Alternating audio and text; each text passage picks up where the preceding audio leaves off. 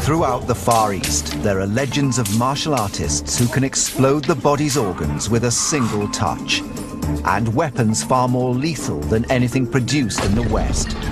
But truth is nearly as astounding as fiction. Underwater assassination techniques still used by today's special forces. Weapons that deliver fatal strikes in the blink of an eye. Triple-bladed weaponry that maimed thousands. Prototype poison machines. Evidence of fighters who can even cause delayed death. Ancient Discoveries uncovers the secrets of thousands of years of weapons development to reveal the technologies behind antiquity's most lethal killing machines. This is the untold story of the death weapons of the East.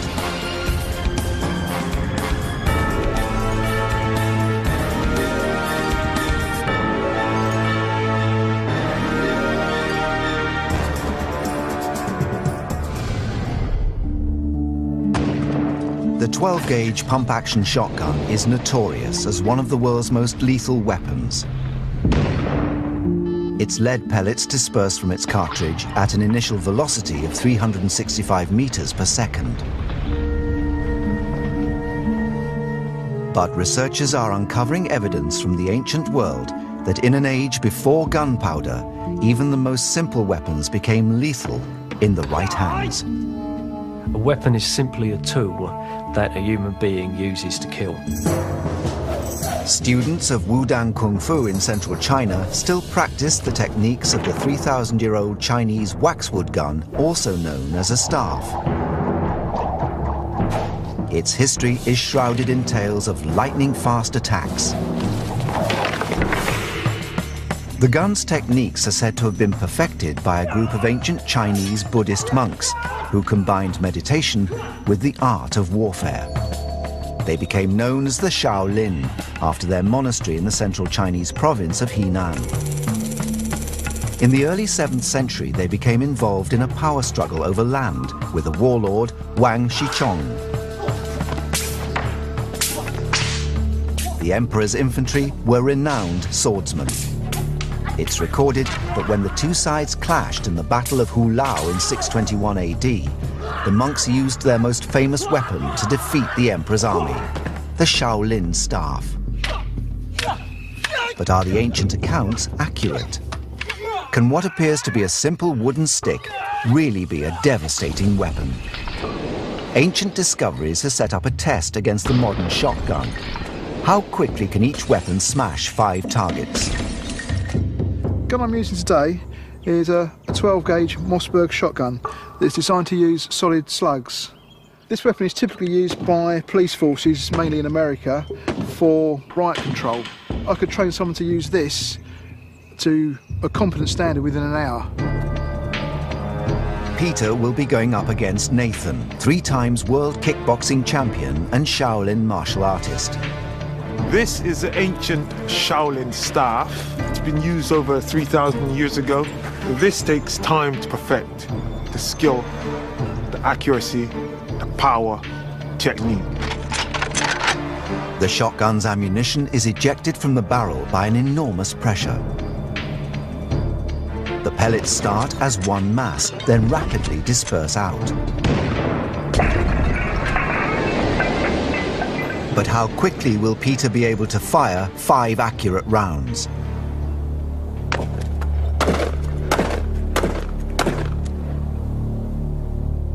In 4.07 seconds, Peter took out all 5 pots, 0.8 of a second per pot.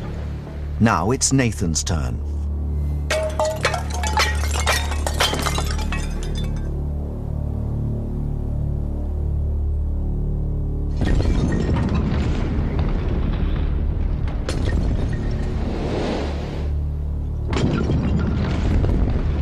The staff destroys all 5 pots in 2.57 seconds, 55/100ths of a second per pot, and 1.5 seconds faster than the shotgun. That's quite a quick shoot for me, but I'm very impressed with Nathan. My time was 4.07 seconds, Nathan's was 2.57, which is a fair bit quicker than me. I feel the test proved that the ancient weapon can be used faster The thing about my weapon is it's years of practice, years of dedication, timing, skill and technique. So once you master that and your mind works as one with your body, you yourself become a lethal weapon. The gun was designed for lightness and speed. In combat, it was used against swords and spears by blocking and sweeping the enemy. It became known as the father of all weapons, as other weapons were developed from it.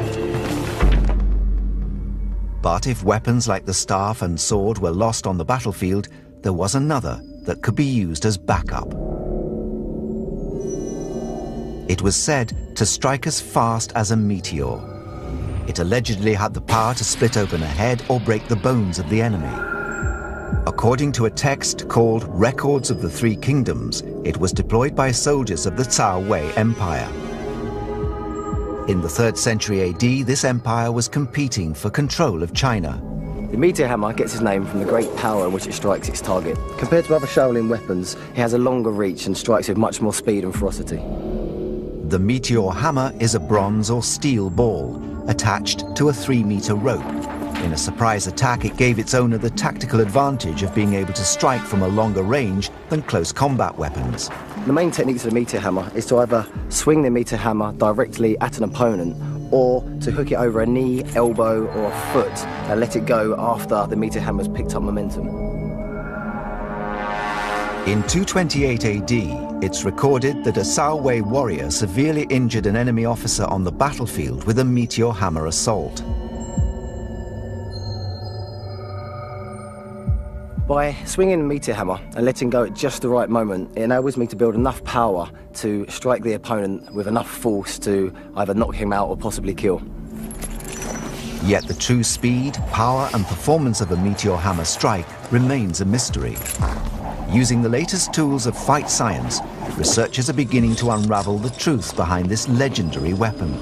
With martial arts weapons, which are obviously thousands of years old, it's a bit of a mystery as to how they were developed in the first place. With modern technology, obviously we can do a bit of a detective story and we can now investigate just how much destruction they could actually cause. Dr. Ewan Griffiths uses the latest high-speed photography to analyze sporting performance. Can he, using these tools of modern science, discover how the meteor hammer was optimized and the speed at which it strikes? With this technology, we can look at velocities, accelerations and forces that we were never able to do before. With martial arts, we can estimate the amount of force being developed in punches and kicks, for example. As a comparison to the meteor hammer, Ewan will analyze a punch. We're going to use a Shaolin twisting punch where we're going to try and relax all the muscles in the body to get as much power through the body as possible.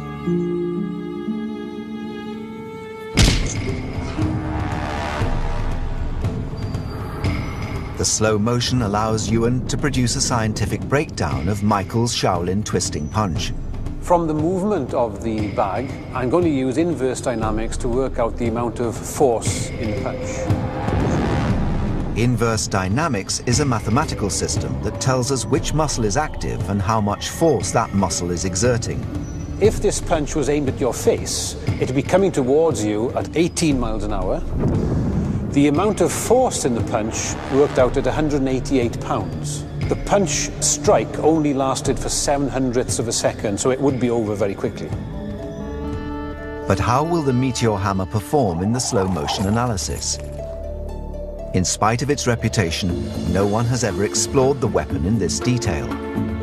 Now we're ready for the first test, and I'm going to swing the meteor hammer without using any real swinging momentum. The team is attaching a harder surface to the punch bag, as Ewan's calculations rely on seeing the speed at which the hammer retreats after its first impact.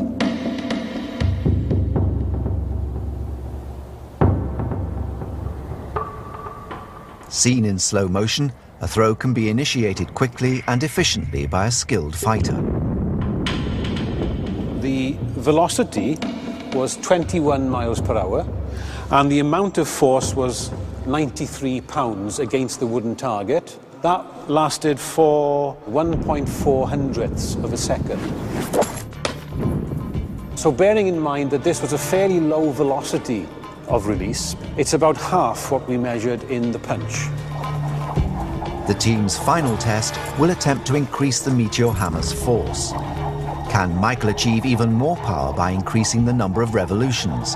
When the Meteor Hammer is being spun round, the tension in the rope is actually called the centrifugal force. And this is the force which is responsible for keeping the object moving in a circular path.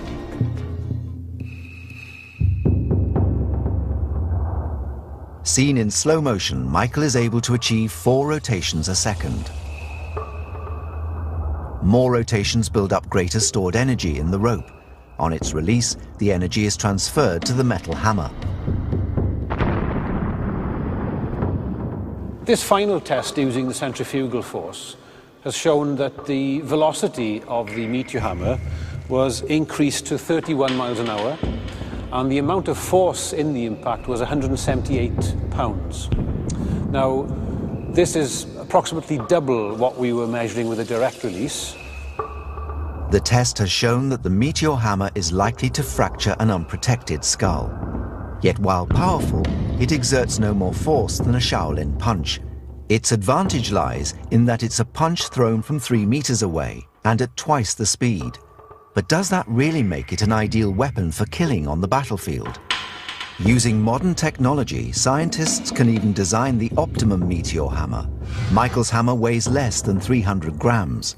If you had a weight of 22 ounces and a length of 1.4 yards, this would take the weight of the strike up to about 1,200 pounds, which is then approaching half a ton of force. That means a 600-gram hammer would strike with the force of 6 punches, easily enough to kill. It's conceivable that ancient warriors did use hammers of this size to just that deadly effect. Nearly all martial arts weapons were first seen on the battlefield and designed for large-scale warfare. Ancient Discoveries investigates the legendary weapons said to have severed the limbs and heads of enemies.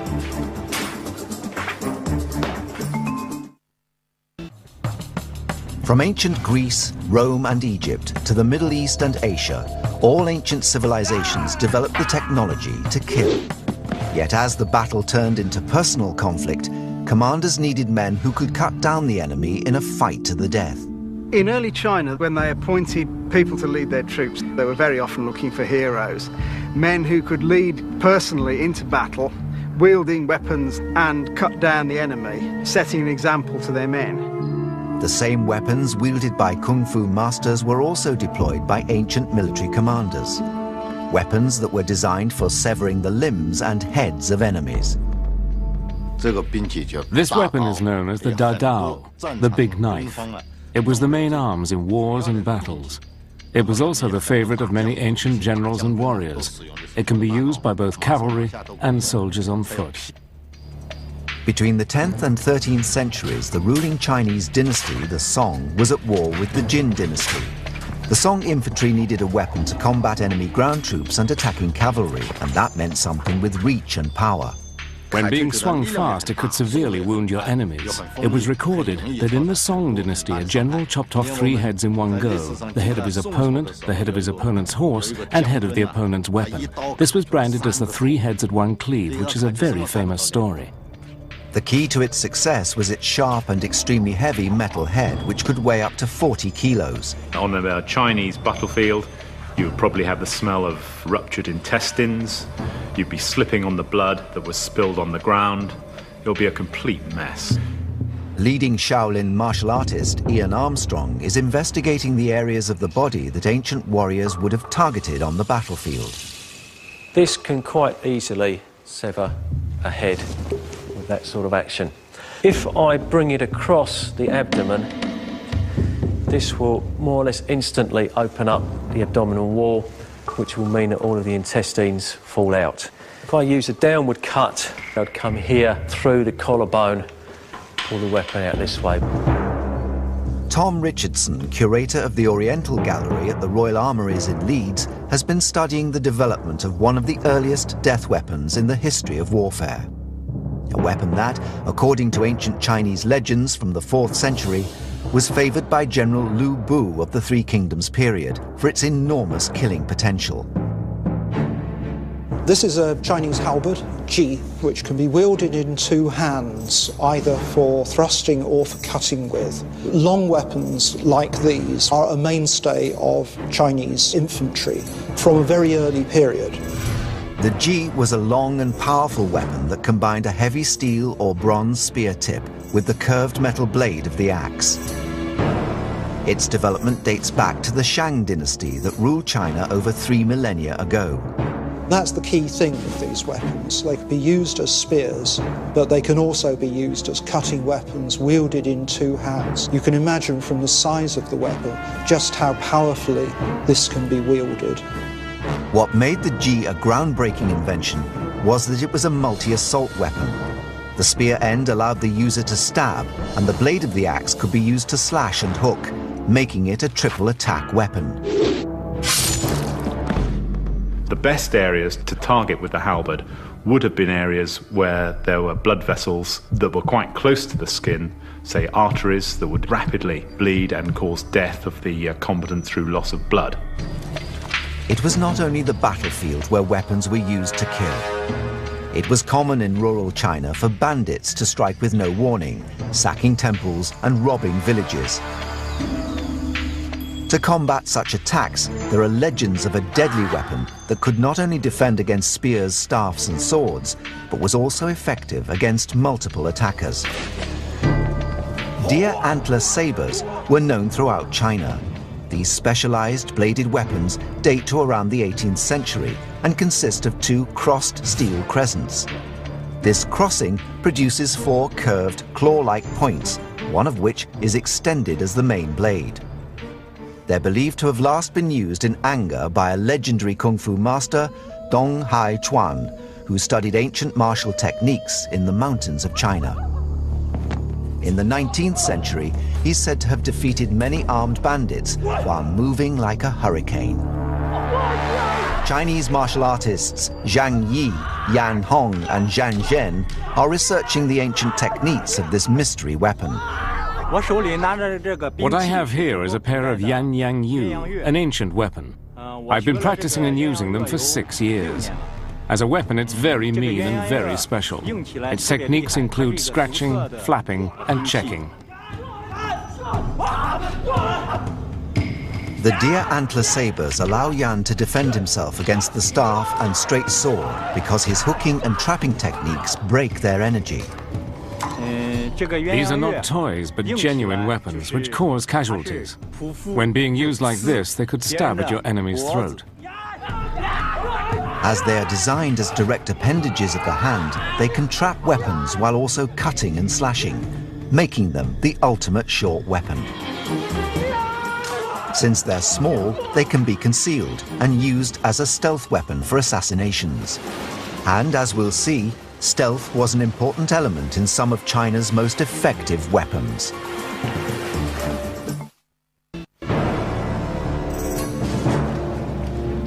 US Navy SEALs are famed for their ability to infiltrate and attack from under the water.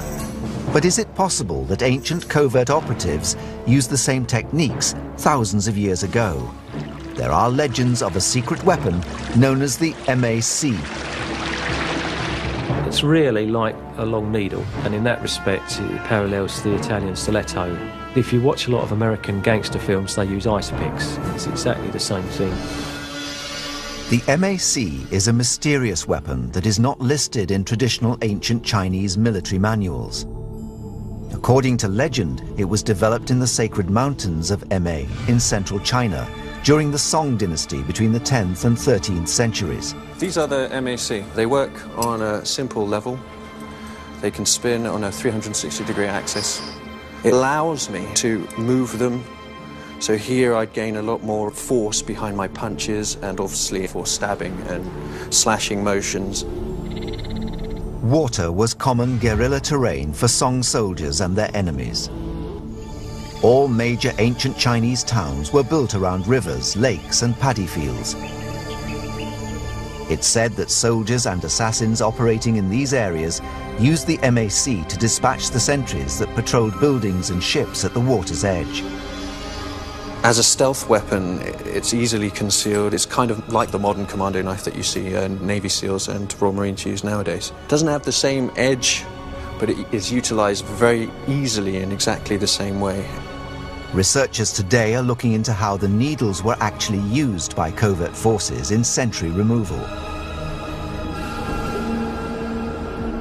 The killer would target a sentry standing near or in the water, where the 25-centimeter long steel needles with a flat rhombus point are said to hold an advantage.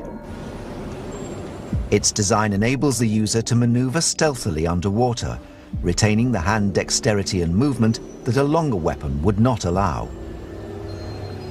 The ancient assassin would have used the sharp points of the needles to stab and slash unprotected arteries. The subclavian and the femoral arteries are very much in exposed areas. As such, would be easy to target. If they targeted these areas and they'd driven one of these MAC needles into the artery, it'd be very difficult for the artery to close. If you managed to get them in between the ribs, the lungs would deflate so that the combatant can't breathe. To complete their analysis of the MAC, the team will compare it with a longer weapon in a water combat situation. On land, a small weapon like the MAC would be no match for longer weapons with their extended range and heavier weight. The team wants to know whether the same applies in water.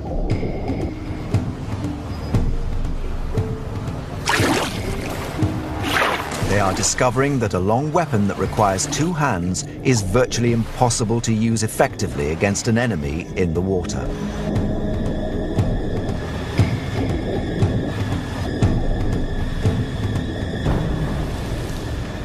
The attempts of the practitioner to try and penetrate the water with the weapon was very, very difficult because of all the resistance.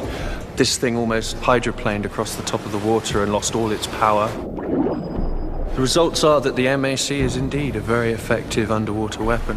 Very much the ultimate stealth weapon in that time.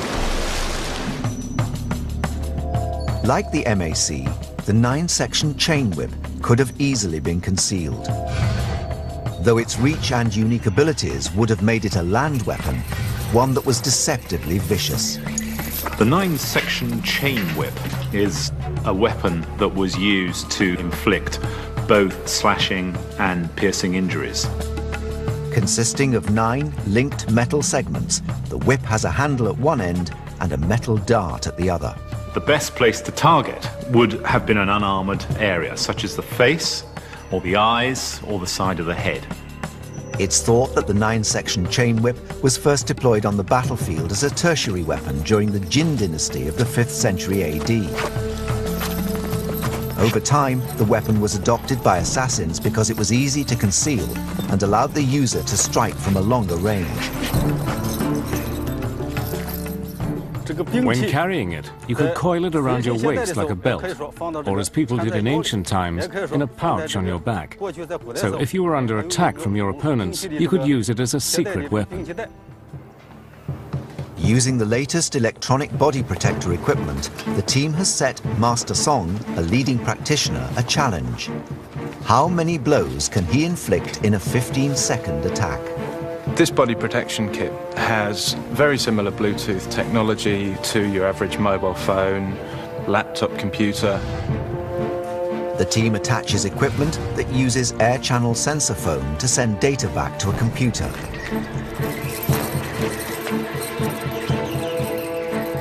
It will record Master Song's attack speed during a 15-second period.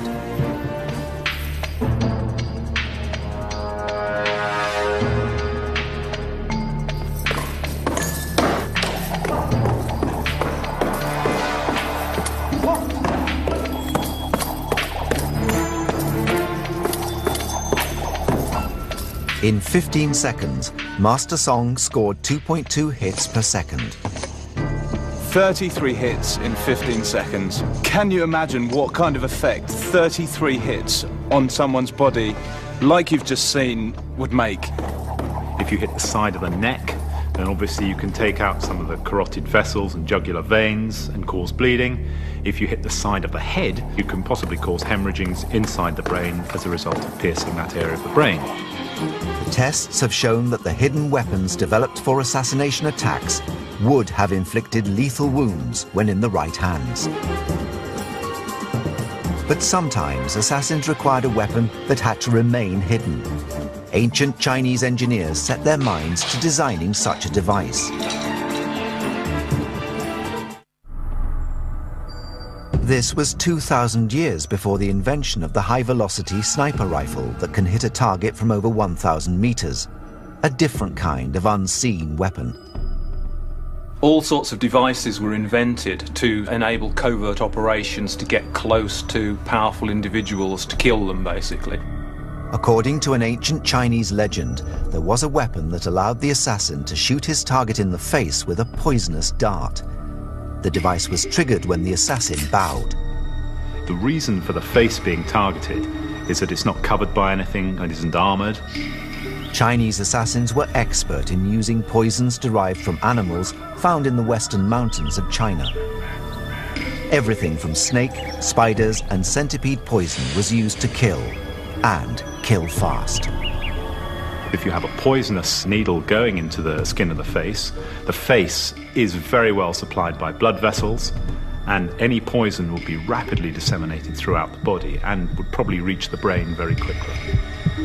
The back crossbow is believed to have been invented around the 11th century by Xu Liang Chen, but how the device delivered the poison has remained a mystery for over 1,000 years. Now, the idea of these pieces is that they could be secreted about the person of the assassin, so he could get reasonably close to his target without being discovered. It probably would have been something of a suicide mission, because this was the only armament he'd probably be able to get through, and once he'd fired these things off, he would have probably been cut down pretty quickly by any kind of guards or retainers.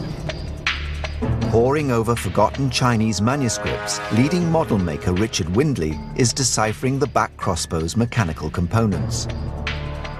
Now, this was strapped to the back of the assassin, and when he got close enough to his target, he would bow, and as he was bowing, this would line up with his target. He pulls a little hidden cord, which releases the trigger, and one single bolt is fired. The internal mechanical components of the device allowed the single missile to be latched into the trigger mechanism and then set by using the pressure of the mechanical spring. This is the bolt which we're hoping to fire from this device. There's a little groove on the collar which locks into the trigger mechanism, so when the trigger's released, it just simply unlatches that, and that's projected through the front of the device. Although it's believed that this weapon was manufactured, mystery surrounds its effectiveness. For the first time in hundreds of years, the ancient design will be tested. Leading Shaolin Kung Fu fighter Ian Armstrong will investigate its potential as an efficient poison delivery system.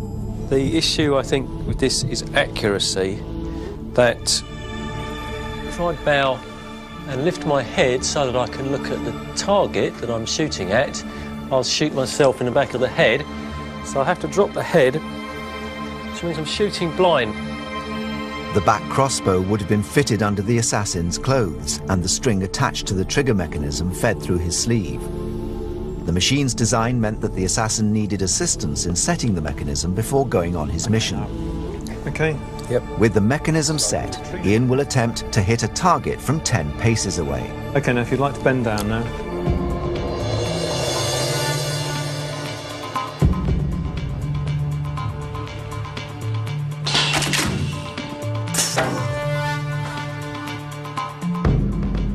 I would say that's more effective than I thought it would be, and I think that with practice you could get a reasonable degree of accuracy. The missile penetrated the target to a depth of around 5 centimeters, deep enough to deliver poison into the unprotected skin. It hit fairly centrally, a little bit low. It would be enough to hit a human body, but not accurate enough to, for instance, go straight into an eye or straight into the throat. Were it carrying poison, then all it's got to do really is get underneath the surface of the skin, poison into the bloodstream, and it could be quite lethal. The test has revealed that while the mechanism would have been powerful enough to deliver a surprise poison attack, its lack of accuracy would have made it an unreliable assassination tool unless used by an experienced operative. The history of assassination in China is as old as the country itself. In 221 BC, after 500 years of relentless and ferocious warfare, the country was unified under the Emperor Qin. In 700 BC, there were about 1,000 independent states. By 220, there was just one left, and that was Qin, which incidentally is where we get the name China from. It's recorded that the first emperor was at high risk of assassination by his enemies, and that he banned all weapons from the royal palace. But his paranoia left him vulnerable. The result was that when someone did get close to him with a dagger, no one was able to do anything about it. And the Qin emperor was forced to defend himself with the sword. Unfortunately, he was no swordsman himself, and it took 7 blows to finish the man off. The attempted killing of Emperor Qin with a poisoned dagger is one of the earliest recorded assassination attempts in history, and set the stage for centuries of subterfuge and covert operations. The master armourers would have come up with these ideas. There'd be prototypes built, so over a period of perhaps a few months or a few years or even several generations, these things would be honed whereby they would work absolutely perfectly. Richard has found evidence that a variation of the back crossbow was manufactured in the 11th century. Instead of firing 1 missile, it fired 5 and was secreted in the assassin's sleeve. It was known as the plum arrow launcher. Because there's 5 shots, the front of the device looks a bit like a stylised plum flower. That's where the name originated. The idea of having a multiple shot weapon was that you wouldn't have to be quite as accurate, so it was a sort of spread gun or scattergun effect. The power to launch the 5 arrows came from a spring-loaded piston mechanism. This device composes 2 main components. The front part contains the guides for the little darts and the trigger mechanism, which is that little thing there. And the main body contains this large helical spring and a piston. Grooves on the missiles lock into the trigger plate, so when the trigger plate is released, the pressure of the spring fires them towards their target. Richard will load the plum arrow sleeve, ready for testing. Each of these has to locate fairly accurately inside the recesses in the pistons. And this is the tricky bit where I've got to exert the actual pressure of the main spring. I've got a pretty substantial spring here, so it's taking quite a bit of force. I would think there's probably 30 or 40 pounds force on that spring. There, that's clicked into place. To test the dispersion from a range of 15 meters, Richard has modified the missiles with paintballs.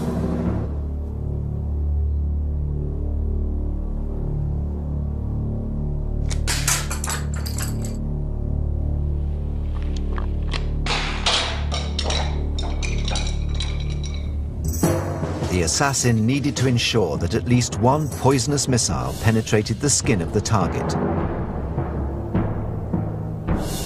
I was quite impressed. I think it gave a better result than I was expecting. The accuracy of the device was quite good. If the head was your target, you'd be looking to get at least 1 on target. The tests have revealed that the plum arrow sleeve launcher was an improvement on the back crossbow. Its multiple missile launch system enhanced the assassin's chance of delivering poison to the target. These were just 2 of the lethal weapons that soldiers and martial artists of the East may have had at their disposal. But ironically, one of the most dangerous weapons of all is one that we all have: the human body. Legends tell of a mysterious move that allegedly took hours or days to kill someone. Is it possible that the mythical death touch was all too real?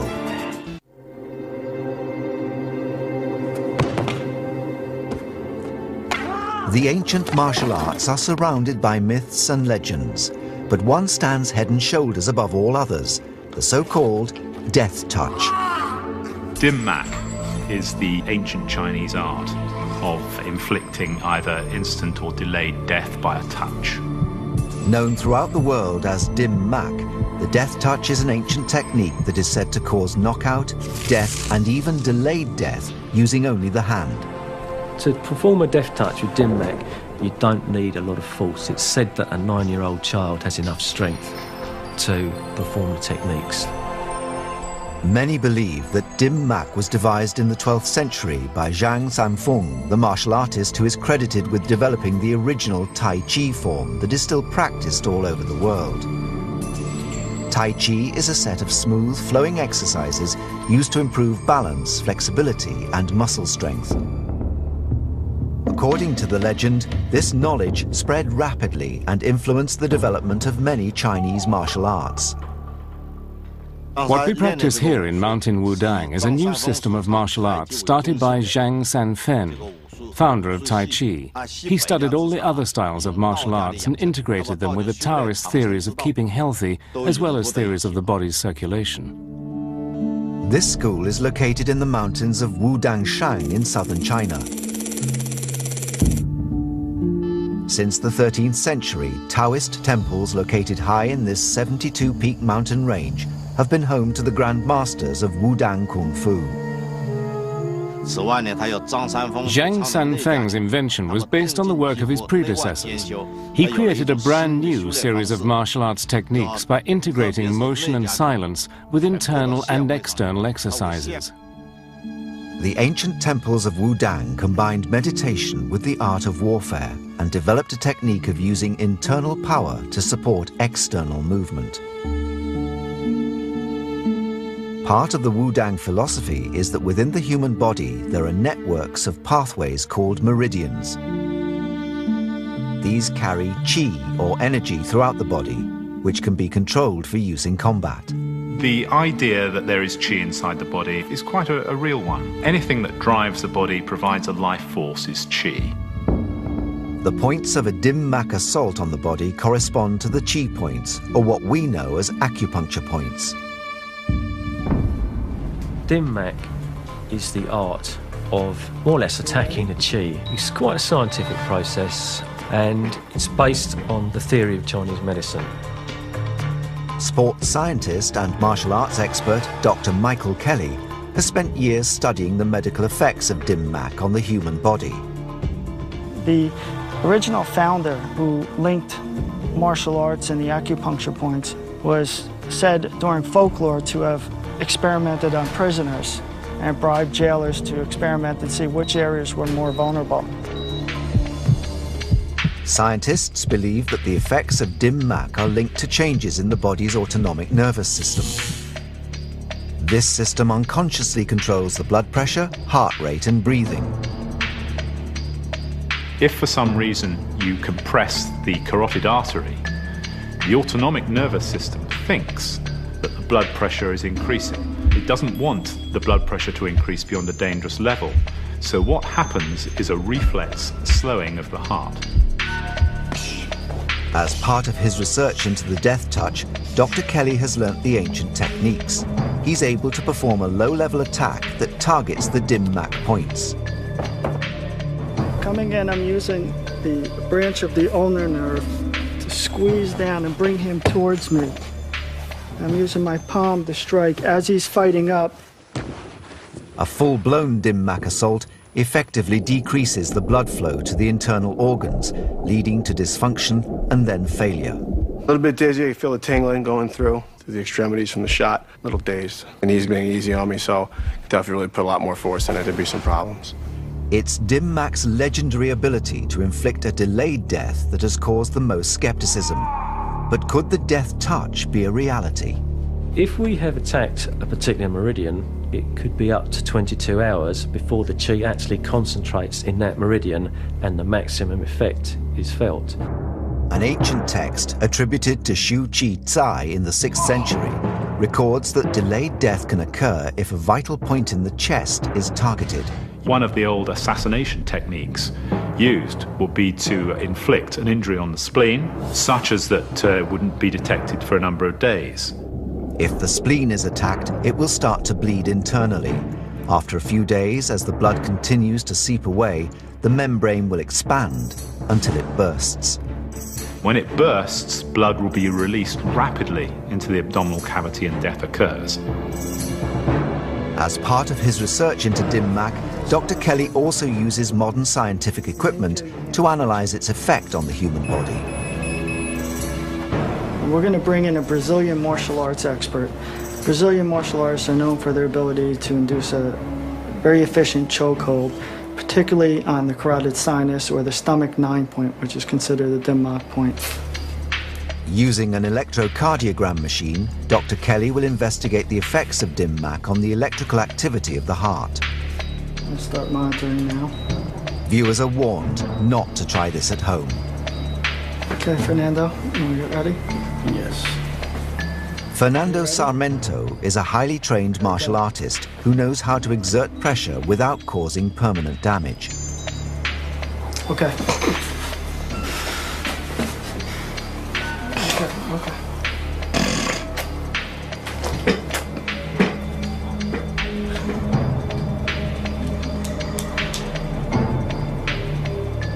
Good morning. Well, I'm out of it. His heart rate dropped from 110 to 62. What we just saw was significant because the EKG monitor showed a 20-point drop in his heart rate, and the actual loss of consciousness took place in about 4 seconds. Had that gone on further, death would have ensued. It's only now, using modern science, that researchers such as Dr. Kelly are beginning to unravel the truth behind the legends of the death touch. Yet dim mak is not the only technique that uses the idea of controlling the body's qi. Iron shirt qigong is an ancient practice that is said to strengthen the body's internal energy or qi to protect against injury. Chinese Qigong is a very profound and precious practice inherited from ancient China. As you nurture and cultivate qi inside your body and strengthen your muscle and bones externally, you can break stone or bricks.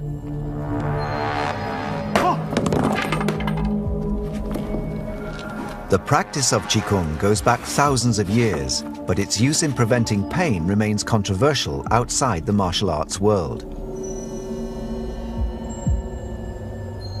The qi energy in the body, we concentrate this energy at a point and it can take punishment over and above what it would normally be able to take. But could Qigong be more psychological than physical? It is possible to condition martial artists so that they do feel the pain, but they don't worry about it. You bombard the body with so much stimulus, the person who the pain is being inflicted upon comes to accept it as being normal. Why do we hear in Chinese martial arts all the time about how powerful softness is? Don't I want to be as hard as rock? If I can make my body elastic, pliable, like the rubber, then when the body is hit, it will simply deform and bounce out again. But it's not only soft and elastic parts of the body that are said to withstand pain. Qigong practitioners claim to be able to withstand blows to the head.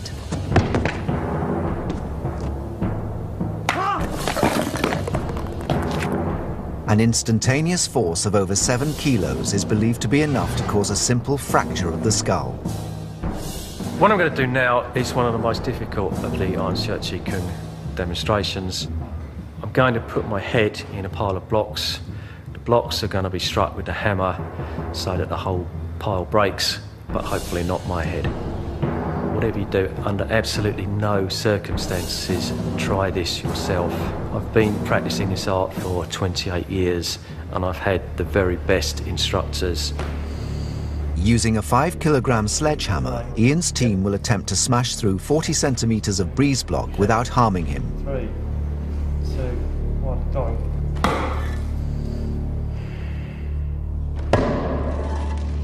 In terms of Qigong practice, obviously what I'm doing is concentrating all my qi in my head and using the qi energy to resist injury.